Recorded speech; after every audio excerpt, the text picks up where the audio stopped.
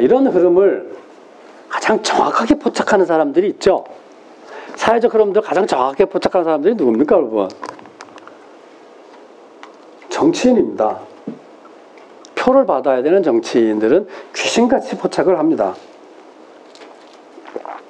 이른바 민선 5기 때, 민선 5기면 2010년이죠. 이런 전조현상이 막 무르익을 때입니다. 그죠? 2010년에 전국에 몇 안 되는 기초자치단체장들이 마을공동체 정책을 가지고 들어옵니다. 광산, 정읍, 전주, 완주, 유독 호남이 많아요. 서울 지역에는 뭐 성북, 은평, 상계, 노원이죠. 노원, 금천 이런 데예요. 지금 제가 지금 거명한 지역의 단체장들이 제법 지금 국회의원으로 가 있다라는 거 아시겠죠? 이들이 다 청와대 행정관 출신들이 많아요. 젊은 시절에 행정관 출신. 이들이 지방선거에 나와서 기초자치단체장에 당선이 돼서 정책들을 핍니다. 제가 보기에는 한 10대 개 정도 되는 기초라고 봅니다. 예. 전국으로 치면은 뭐 아주 낮은 비율이죠. 그러다가 민선 6기로 넘어가면 광역단체들이 마을공동체 정책을 핍니다. 여기 써놨죠. 경기, 대구, 제주. 이게 다 보수당 출신의 남경필, 대구 이름이 갑자기 생각이 안 나나. 권영진, 제주 지금 국토부 장관 하는 분 원희룡, 다 보수당 출신의. 그다음에 이쪽은요 광주, 충남 아니죠? 저기 원장현 시장님인가 광주가? 네. 어쨌든 이분들이 그래요. 왜 너네만 해? 우리 광역 전체로 확산하자. 그래서 민선 6기에 마을공동체, 시민참여정책, 협치, 혁신이라는 말이 다 인수위에 다 들어가게 됩니다. 여야를 불문하고 이래서 정책이 전국적으로 확산되는 기회가 민선 6기입니다. 여기서 서울은 어떤 위치를 차지할까요? 저는 5.5기라고 표현합니다. 왜냐하면 민선 5기 중간에 당선이 됐어요. 보궐선거로. 예. 그 당시 오세훈 서울시장이 애들 학교에서 밥 준회만 해가지고 시장직을 거는 바람에 쫓겨났어요. 그래서 그 틈을 박원순 변호사가 어느 날 갑자기 산에서 수염장 깎고 내려와가지고 안철수 사장하고 부둥켜 앉더니 승승장구 시장이 되더라고요. 그래서 서울은 광역에 비하면 제일 먼저 한 거예요. 아무래도 서울이 여러 가지 정치, 사회, 경제, 문화적으로 약간 조금 벤치마킹 당하는 위치에 있기도 하고요. 먼저 시작하기도 했고요. 워낙 또 박 시장이 이쪽 부분에 대한 의지가 강한 점도 좀 있었고요. 그래서 어쨌든 서울이 혁신, 협치, 마을 이런 걸 비교적 앞서서 세게 했다.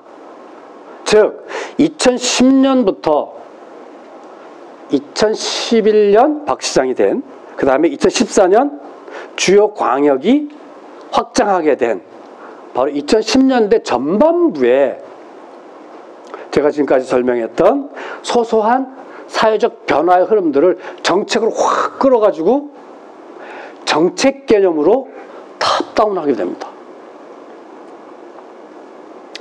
탑다운 했을 때 갖는 장점은요, 조직된 관료가 투입이 되면은요, 순식간에 해치우는 장점이 있어요. 공무원들은요, 몰라도 시키면 합니다. 어마어마한 힘이에요. 그들이 갖는 힘은. 두 번째는 부작용이 있어요. 부작용. 이 양면이 있어요. 이 양면이 2010년부터 지금 10년간 긍정적인 측면과 부작용이 함께 쌓이고 있다고 봐야 됩니다. 전국적으로. 근데 지금은 어때요? 이게 싹 퇴조해요.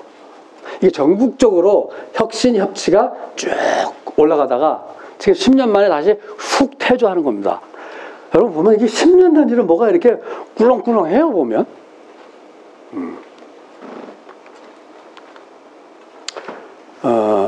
이 사례를 제가 잠깐 얘기를 해보겠습니다. 이게 2012년 13년 6월 박원순 시장이 당선된 이후에 1년 반 동안 마을 공동체 공모 사업을 한 결과예요. 25개 자치구 중에 금천이라는 한 구입니다. 이때 내건 게 뭐냐면 주민 3사람 이상 손 붙들고 오면 아무거나 신청을 해도 택도 없는 거 아니면 지원하겠다. 대신 많이는 못 주겠다. 해서 뭐 100만 원, 200만 원, 300만 원, 평균 2, 300만 원 정도의 소액 보조금을 지원하는 이른바 소소하고 만만한 마을작당이라는 슬로건으로 실시한 공무원 사업에 신청한 사람을 매핑 분석한 겁니다. 이 점들이 다 신청자입니다. 하나, 둘, 셋. 3사람 이상 맞죠? 와, 여기는 뭐 엄청 많이 손 붙들고 왔네요. 꼴랑 200만 원 받으려고. 또 보자. 여기도 뭐 4명. 이거 2명이다, 그죠? 탈락. 그런데요, 이 좌상단을 제가 한번 확대해 볼까요? 하나, 둘, 셋, 넷, 5. 서로 다른 신청자 그룹이에요. 이 각각의 그룹을 우리는 주민 모임이라고 네이밍을 했어요. 여기는요, 초등학교 5학년 머슴 애들 엄마 아빠요. 이것들 일주일에 딱 하루라도 핸드폰에 대가리 쳐박고 이 짓 하는 거 딱 2시간만이라도 안 하게 했으면 좋겠다. 딴 거 바라지도 않는다고. 학교 끝나고 와서 실컷 몸놀이 좀 시키는 거 안 되냐고. 그럼 지쳐서 집에 와서 벌써 잘 거 아니냐고. 그 시간에는 게임 안 할 거 아니냐고. 그런 엄마 아빠들. 여기는요, 할아버지 할머니들이 모여가지고요, 죽상이 됐어요. 손주들을 떠안는 거예요. 자식들은요, 살기 바쁘다고 다 손주들 떠넘기고 직장 간 거예요. 어디 동화구연 배울 데 없습니까? 온 할아버지 할머니들이요. 여기는요, 애 다 키운 50대 중후반에 엄마들이 애 다 컸다. 애 키우면서 동지가 된 동네 엄마들하고 우리 이제 럭셔리하게 살자. 예술하자. 합창할 때 좀 없냐고. 연습할 때. 동사무소 같은 공간이 있대요. 6시 반까지만 쓰래요. 우리 그때부터 써야 되는데. 어디 연습 공간 좀 없냐고. 그래서 간이 작은 사람들은 뭐 50만 원 신청하고요. 배짱이 있는 팀들은 뭐 300만 원도 신청하고 막 이랬어요. 그야말로 소소하고 만만한 마을 작당을 신청한 거죠. 근데 여기서 우리는요, 엄한 걸 발견했어요. 권진현, 소현자, 신민영. 그 사람 뭡니까 지금? 양다리, 3다리 걸친 사람을 발견했어요. 이거 사람들 뭐지? 공무원들 이런 사람 보면 뭐라 그러는 줄 알아요? 이중지원이라고 그래요. 이중지원. 색출해야 된다 그래요. 취소해야 된다 그래요. 무슨 소리냐? 전수조사해보자. 조사 결과가 나왔는데 제가 마을센터장 할 때 조사를 해본 거예요. 저 양다리, 3다리의 90%는 40, 50대 여성이었어요. 그 중에 90%는 아이를 기르는 엄마들이었어요. 9981, 80%가 아이를 챙기고 있는 40, 50대 여성이더라는 거예요. 그 여성들이 동네에서 불리우는 가장 빈도가 높았던 별명이 뭔지 아세요? 왕언니였어요. 왕언니. 이걸 우리는 연결망 이론에서는 이 왕언니를 뭐라고 불러요? 오지라퍼라고 불러요. 오지라퍼가. 동네마다 오지라퍼가 있었다는 거예요. 즉, 이 장면은요, 5개의 주민 모임을 3명의 오지라퍼가 연결하고 있더라. 그래서 연결된 좀 더 커다란 이 포도송이를 우리는 마을 모임이라고 부르자. 주민 모임과 마을 모임으로 부르기 시작을 했습니다. 금천구에 매핑 분석한 것들 중에서 덩어리가 좀 되는 것들만 남기고 나머지는 다 반란해 봤어요. 그랬더니 한 6개 정도의 제법 덩치가 있는 마을 모임이 생겨난 거예요. 우리가 희망을 갖게 됐어요. 이 연결망을 보면서. 우리는 이 연결망 분석을 이 이후로 4년 동안 계속했어요. 왜? 그 당시에 우리가 마을공동체 정책을 하면서 공무원들이 기한서를 써야 되니까 공무원들이 마을이 뭐냐고 자꾸 물어보는 거예요. 마을을 정의를 해줘야 되는데 어떻게 정의할까 고민하다가 이렇게 정의했어요. 마을이란 생활의 필요를 함께 하소연하고 궁리하다가 협동으로 해결하는 과정에서 형성되는 이웃들의 관계망, 이렇게 정의를 했어요. 좀 길죠. 이른바 여러분 조작적 정의를 이렇게 해서 공무원들한테 던져줬더니 공무원들 바로 알아듣더라고요. 아, 성과지표는 연결망이군요. 궁리까지는 알겠습니다. 교육을 많이 해야 될 것 같아요. 근데 하소연이 뭡니까? 묻더라고요. 그럼 당신 몰라도 된다고, 공무원들은. 그냥 우리 센터가 알아서 하겠다고, 이거는. 그래서 연결망이라고 하는 계량 지표로 4년 동안 연속 분석을 이때부터 하게 됩니다. 어쨌든 우리는 달랑 200~300만 원의 보조금을 던졌는데 주민들이 알아서 등장해서 자기들끼리 연결하더라라는 사실을 발견한 거예요. 아, 탑다운이 부작용도 있지만 버텀업을 끌어올리는 마중물의 역할을 할 수 있겠구나라고 하는 가설을 우리는 이 분석을 통해서 확인한 거예요. 정책으로 마을학이라고 하는 행동을 해도 되겠다라고 하는 확신을 갖게 된 게 이 분석이었어요. 사실 시작은 했지만 조마조마했거든요. 마을을 어떻게 정부가 나서서 해. 그것도 서울이란 대도시에서 잘 되던 마을도 다 흐트러뜨릴 거면서 한두 번 봤나? 근데 이 데이터를 보고 희망을 갖게 됐습니다. 이 사람 사는 집 주소를 다 지도에 앉혀봤더니 이런 지도가 나와요. 여러분 다 큰 길 안쪽에 있다는 거 바로 아시겠죠? 이건 제가 사는 동네네요. 이거 역시 큰 길 안쪽인데 훨씬 범위가 좁아요. 이거는 거의 뭐 운마을 아랫마을이네요. 그러나 가운데 8명의 오지라퍼가 부지런히 왔다 갔다 하면서 이 관계를 유지하고 있더라.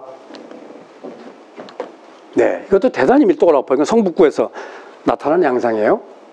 자, 이런 현상들을 보면서 희망을 갖게 됐고, 최종적으로는 서울시 전체로 연결망의 분포를 이미지화해 봤어요.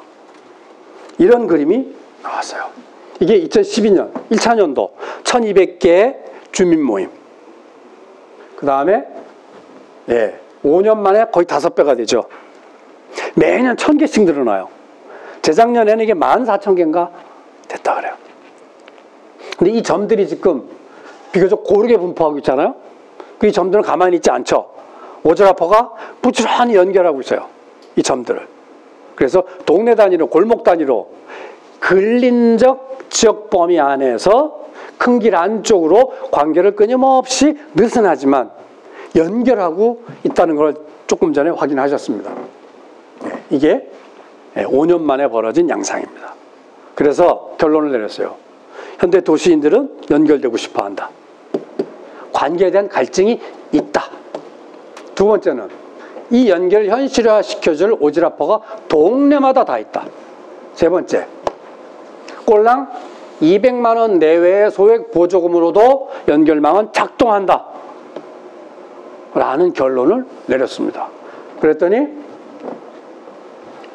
아직 성급한 일반화의 오류가 걱정됩니다. 이건 어떻게 할 겁니까?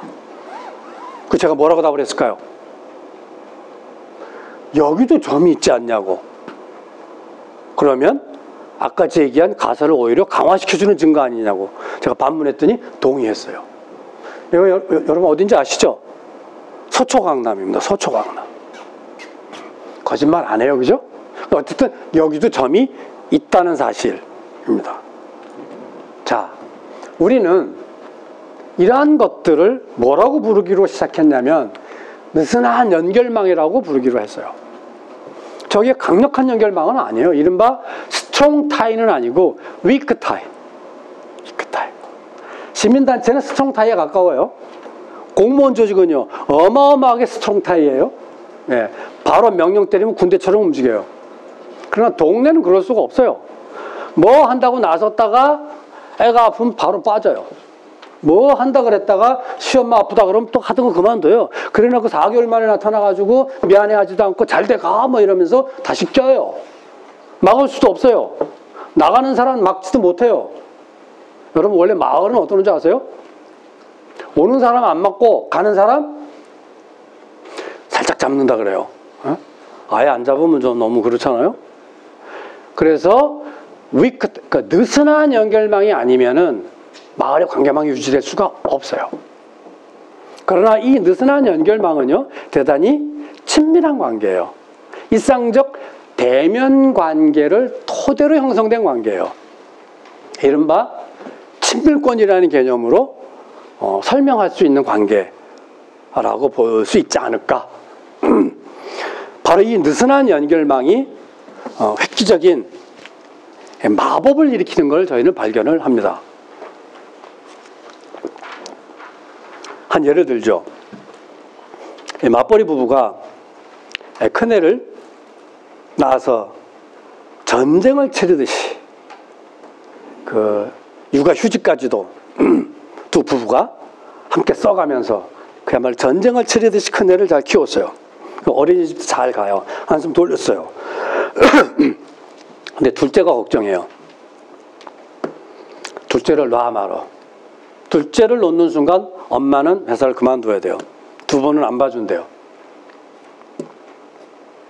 놀라면 지금 낳아야 돼요. 터울이 더 지기 전에. 6개월 고민하다가 놓기로 합니다. 근데요, 둘째요? 잘 키워요. 큰애 키워봐서. 산부인과 동네 앞에 큰애 때 다니던 산부인과가 딱 케미도 맞고 너무 좋아요. 근데 문제는 큰 놈이 말썽해요. 왜? 둘째가 나오니까요. 어린이집을 안 가려고 그래요. 그리고 엄마 안 보는 사이에 해코지 하기도 해요. 지 동생을. 애착을 보이기 시작한 거예요. 둘은 감당이 안 되는 거예요. 시엄마는 애저녁에 열애고 친정엄마가 떠올라요. 몇 날을 참다가 도저히 방법이 없어서 아침에 전화를 합니다. 친정엄마 귀신같이 알아요. 그날따라 그렇게 아프대. 말도 못 꺼내고 끊어요. 결국 이 엄마 1층 아파트 1층 우편함에다가 방을 붙여요. 우리의 4살입니다. 4명 선착순. 그리고 전화번호. 2주 만에 2명이 왔어요. 됐다. 나머지 2명만 2주가 지나도 아무도 안 와요. 사실은 옆동에 시누이가 살아요. 꼴보기 싫어서 연락을 안 해요. 그래도 어떻게 해요? 연락을 했어요. 그 집에 또래가 있거든요. 언니 진작 얘기하지. 친구를 데려왔어요. 4명이 됐어요. 그래서 자기 애까지 5명이 모였어요. 이 엄마들이 뭘 한 거예요? 품앗이를 한 거예요. 요일별로 애를 나눈 거예요. 그래서 이 엄마는 수요일 담당해요. 수요일 하루만 5명을 돌보면 나머지 4일은 프리예요. 그래서 수요일은 어떻게 해요? 친정엄마한테 작은 애를 맡겨요. 친정엄마 좋아하지. 일주일에 딱 하루만 그것도 새로 태어난 둘째를 보라니까. 일주일 내내 떠안기는 줄 알고 아예 손살이 쳤던 거지. 딱 하루만 보라고 너무 좋아요. 사실은 애들이 더 좋아요. 엄마가 요일별로 바뀌니까 너무너무 좋아요. 즉 나의 필요가 이거 5명의 필요가 되는 순간 내 문제가 해결이 되는 거예요. 이거 뭐지? 그런데요, 문제가 생겨요. 한 6개월 지나니까요. 이 애들을 어디서 돌봤냐? 이른바 왕언니네 집에서 돌봤어요. 이 왕언니가 늦둥이를 놓은 거예요. 그 집 아파트 평수가 제일 컸어요. 애 5을 돌보려면 그 집에 아닌 것은 방법이 없었어요. 그 집이 전쟁터예요. 근데 이 엄마가 참았어요. 자기 애도 있으니까. 막판에 못 참겠다. 이래서 오지라퍼 모임을 합니다. 모였더니 다 공간 타령이에요. 연습할 데가 없다. 회의할 데가 없다. 그러나 엄두가 안 나서 공간 얻을 궁리를 못하고 있었는 거예요. 도시에서 공간 얻는 거 너무 비싸니까. 근데 마을 모임, 주민 모임 대표가 다 모이니까 막걸리 딱 두 잔 돌아가니까 결론이 나와요. 공간 하나 얻자. 100만 원에 만원 빵 콜? 80명이에요. 마을 모임이. 100만 원 보증금. 8천에 80짜리 공간을 얻을 수 있는 돈이 모입니다. 100만 원은 보증금이니까 거기 나가는 거 아니에요. 한 달에 만 원만 내면 내 공간이 나오는 거예요. CMS 내는 요랑 하면 돼요. 1층 필요 없어요. 2층, 3층이면 돼요. 그래서 8천에 80이면은 2, 3층에 꽤 큰 공간을, 전용 공간을 얻게 됩니다. 아, 내 문제가 5명 이웃의 문제가 되는 순간 해결되더니 동네 문제가 되니까 문제 해결의 수준이 높아지는구나 라는 걸 경험하게 됩니다. 우리는 이 현상을 공공성을 체득하는 과정이라고 설명을 합니다. 처음에는요, 나의 필요 때문에 시작했는데 어느 순간 질문이 바뀌었어요. 우리의 필요가 뭐지로 질문이 바뀌어요. 바로 나의 필요에서 우리의 필요로 나의 필요를 해석하려고 노력하는 거. 나의 필요를 무시한다는 얘기 아니에요. 나의 필요를 해결하고 싶은데 나 혼자서는 안 되니까 우리의 필요로 내 필요가 해석이 될 때 우리가 함께 힘을 모이면 거기에 나도 얹혀서 내 문제도 해결되더라라고 하는 경험을 통해서 내 문제가 해결되고 해결의 수준이 높아지기 위해서는 우리의 필요로 내 필요를 해석하지 않으면 안 되는구나라고 하는 걸 경험하게 되는 겁니다. 이게 바로 민원인과 차이예요. 민원인과 차이가 바로 이 공공성 대목에 있다고 봅니다. 근데요, 이렇게 아름다운 일만 벌어질까요? 여러 사람이 모이면 꼴보기 싫은 사람이 딱 나타납니다. 여러분, 주민 3사람만 모이면 꼭 꼴보기 싫은 사람이 하나 껴있게 된대요. 네. 혹시 여러분도 그런 경험이 있으십니까? 꼴보기 싫은 사람 중에 떠오르는 분 있어요? 가장 먼저 떠오르는 꼴보기 싫은 사람 우리는 진상이라고 불러요. 저 진상 누가 좀 안 잡아가나, 귀신은 뭐하고, 저 진상만 사라지면 일이 잘 될 것 같은데, 근데 막상 진상이 사라지고 나면 어떤 일이 벌어져요? 멀쩡한 게 진상질을 해요. 이걸 우리가 진상 총량 불변의 법칙이라고 그래요. 진상 때문에 일이 안 된 게 아니고 진상이 꿋꿋하게 진상 노릇을 하고 있어서 나머지가 멀쩡한 자기 자리를 지킬 수 있었다, 이런. 그래서 진상 사라지라고 기도하지 말고 진상을 모셔야 된다. 진상은 너 하나로 족하다. 어디 가지 마라. 오죽하면 이런 얘기를 하겠습니까, 제가. 징그러운 거예요. 징글징글. 그래서 마을은 지지고 볶는 거 이렇게 얘기합니다. 여러분, 이런 말이 있어요. 혼자는 외롭고 함께는 괴롭다 그래요. 선택하는 겁니다. 전근대적 공동체는 혈연이든 지연이든 자기가 태어난 곳에 공동체적 관계를 맺고요. 그게 싫으면 추방당해요. 추방당하는 순간 생존이 불가능해요. 그죠? 왜? 땅에 긴박되어서 생존을 유지할 수밖에 없는 게 전근대 아닙니까? 근데 들어와서나 품을 팔 수 있으니까, 임노동을 팔 수 있으니까 동네를 뜨는 거지만 그런 거란 말이에요. 그리고 원래 공동체는요, 좋은 사람들끼리 모여 사는 게 아니에요. 그런 공동체는 없어요. 최소한 이승에는 확실히 없어요. 별의 꼴보기신 인간하고 같이 살아요. 왜? 그래야 사라지니까. 그래야 사라지니까. 그래서 현대에서 얘기하는 공동체는요, 자유의지에 기초한 선택으로 형성되는 관계라고 설명을 해요. 그 선택이 뭐예요? 필요예요. 어떤 필요? 그건 각자 달라요. 내 필요가 꼴보기 싫은 사람들이 있지만 그 안에 껴있을 때 내 필요가 해결되더라 라는 경험과 기대치가 있으면 그 관계에서 머무르는 거예요. 거기서 생기는 골치 아픈 거는 참는 거예요. 참는 거예요. 자, 참으면 어떤 일이 벌어져요? 진상을 모셔야 된다라고 하는 경지에 이르면 어느 순간 현타가 와요. 가만있어 봐. 나도 어쩌면 누군가에게 진상일 수 있겠는걸. 이때부터 사람이 달라져요. 다르다고 틀렸던 말을 못해요. 다른 거지. 내가 모르는 거지. 그래, 이해는 안 간다만 뭔가 있겠지. 이렇게 다름에 대한 존중이 생겨요.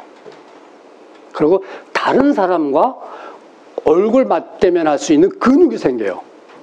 나랑 의견이 다른 꼴보기 싫은 사람하고 얼굴 대면하는 거 쉽지 않아요. 바로 다른 거를 이해하는 것하고 다른 이와 얼굴을 대면하는 거 완전 다른 차원이에요. 이 두 번째 단계의 능력을 좌우하는 게 뭔지 아세요? 표정 관리 능력이에요. 꼴보기 싫어도 웃을 수 있어야 돼요. 요 단계까지 오면 뭐라고 부른다? 이제 시민이 되셨습니다 라고 얘기합니다. 표정 관리 능력까지 생겼을 때 시민이 되는 거예요. 근대 시민은 혁명을 통해서, 전쟁을 통해서 탄생했다 그러죠. 현대 시민은 사리와 함께 탄생한다 그래요. 사리와 함께. 바로 우리는 느슨한 연결망 속에서 민주성이라는 감각을, 태도를, 언어를 익히게 됩니다. 저는 이게 뭘까요? 제가 가장 처음에 말씀드렸던 민주공화국, 우리 국가공동체의 헌법 정신을 요약하면은 바로 이 두 가지 아닐까요? 이 두 가지가 어디서 형성되고 어디서 성숙되고 있는가? 여러분, 민주시민 되기 8강 12강 교육한다고 절대 민주시민 안 나와요. 동네에서 이웃들하고 지지고 볶으면서 바로 민주공화국의 시민적 정신과 시민적 윤리가 형성되더라. 그래서 마을은 민주주의 학교다. 그런 민주주의를 우리는 풀뿌리 민주주의라고 얘기를 합니다. 자, 근데요, 이 그림을 보시면 여기에 참여한 사람 숫자를 세면 얼마나 될까요? 30-40만 정도 됩니다. 웬만한 자치구 도시 인구예요. 근데 서울 1000만이에요. 3%예요. 나머지 97%는요. 이런 거 있는지도 모르고요. 알아도 살기 바빠서 엄두가 안 나고요. 꼴보기 싫어서 알아도 참여 안 해요. 그럼 문제는 뭐예요? 3%가 갖는 문제는. 시장이 바뀌면 이런 지원이 계속 될까에 대한 근본적 불안이 있어요. 지속 가능하려면. 어쨌든 탑다운이라고 하는 행정의 판깔기를 통해서 주민이 그걸 마중물로 먹으면서 성장한 거란 말이에요. 그러나 지원이 없어지면 우리도 수그러들지 않을까에 대한 근본적 불안이 있는 거예요. 이 불안을 해결하려면 3%가 5%까지 가야 돼요. 5% 의미가 뭐예요? 캐스팅 못해요. 이것도 어느 정도 조직 동원이 가능한 5%이려면 10%는 돼야 그 중에 절반 공동의 정치 행동을 알게 모르게 공동 행동할 수 있으려면 10% 정도까지 가야 돼요. 그러면 정파가 달라도 못 없어요. 주고받으면 되니까. 3% 가지고는 불안하다요. 결국은 지속 가능성의 문제는 확장이 들어가는 거예요. 그러면 지금까지는 어쨌든 뜻이 맞든 마음이 맞든 동네에서 일상적 대면 관계를 통해서 아는 사람끼리 작당을 해가지고 여기까지 온 거예요. 이게 확장되려면 그 다음에는 뭐예요? 뜻도 마음도 안 맞는 사람이 참여해야 돼요. 뜻도 마음도 안 맞는 사람이 여기 왜 참여합니까? 살기 바빠 죽겠는데. 뜻도 마음도 안 맞는 사람이 참여하려면 뭐가 필요할까요? 득이 되는 게 있어요. 득이 되는 게. 득이라는 게 뭐 혜택이 있어야 돼요. 큰 거 아니라도 근데 저거 참여하면 나한테 요만큼이라도 득되는 게 있다. 생활의 혜택이 보여야 돼요. 혜택 중에서 최고가 뭐예요? 돈이에요. 여러분 100명 앉혀놓고요. 야 저거 참여하면 돈 준대. 99명은 묻지도 않고 참여할 겁니다. 아 얼마 준대? 요 정도는 묻겠다. 근데요 돈이 안 돼도 혜택이 되면 참여합니다. 실제로 참여해보니까 혜택이 왔어. 그럼 또 참여합니다. 그때는 혼자 참여하지 않습니다. 친구를 끌고 들어갑니다. 그래서 뜻도 마음도 안 맞는 이 경계를 넘어서려면 구체적 혜택이 기대되고 참여의 효능감으로 체감되어야 한다. 그걸 우리는 문제 해결력이라고 표현합니다. 내가 하고 싶은 게 아니고요. 우리 지역사회에 뜻도 마음도 안 맞는 사람도 관심을 가지고 참여할 만한 문제가 뭐가 제일 절실하고 뭐가 제일 시급한 거지? 라는 수준으로까지 가야 관심을 갖고 실제로 문제를 해결해내야 신뢰를 받고 이 관계가 지속된다는 거예요. 이제는 다른 차원의 경험이 필요하다는 거예요. 자, 이 전까지는 뭐라 그랬습니까?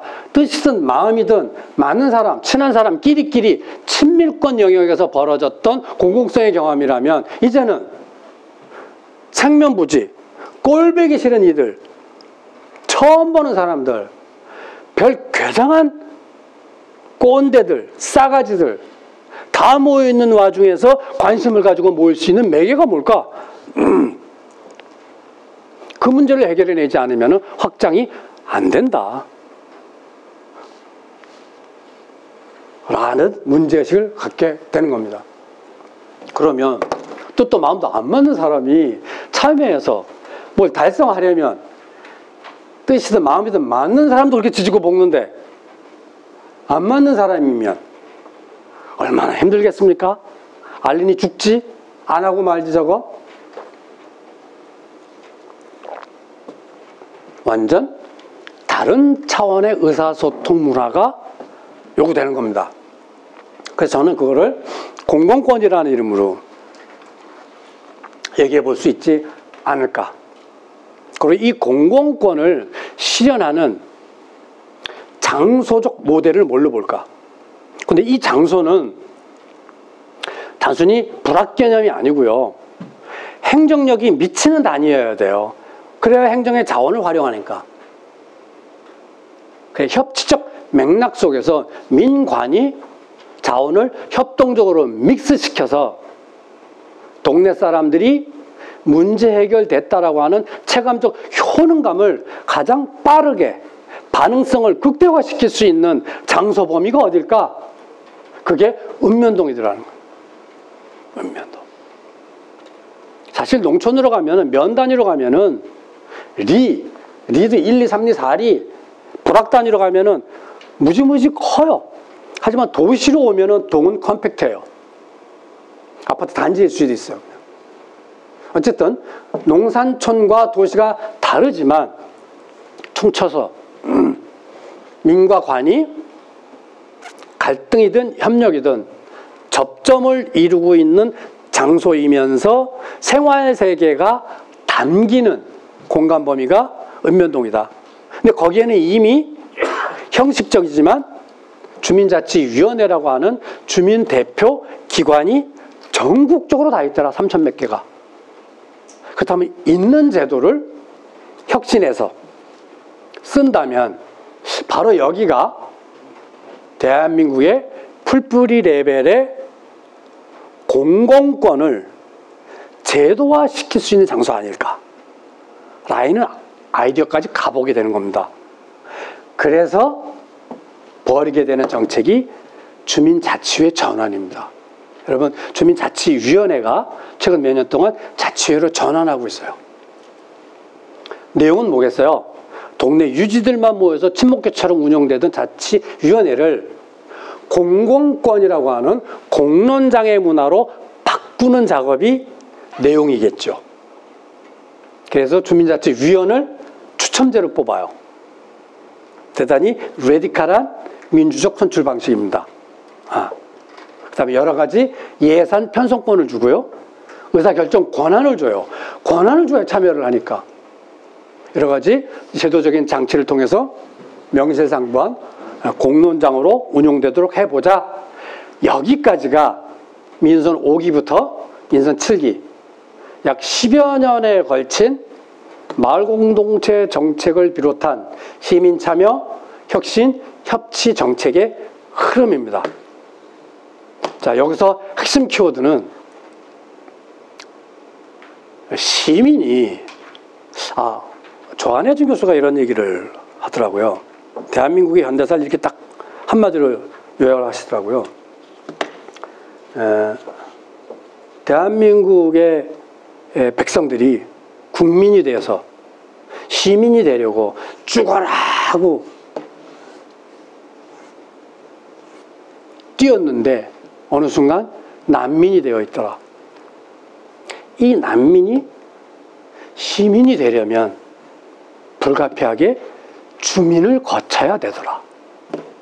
라는 대단히 상징적인 말을 하셨어요. 어쩌면 우리는 시민이라고 하는 민주적 공동체로 가고 싶은데 불가피하게 삶터에서, 지역사회에서, 이웃들과 민주성과 공공성을 경험하면서 비로소 시민으로서 다시 탄생하는 것 아닐까? 이런 생각을 해보게 됩니다. 네, 여기까지 하겠습니다.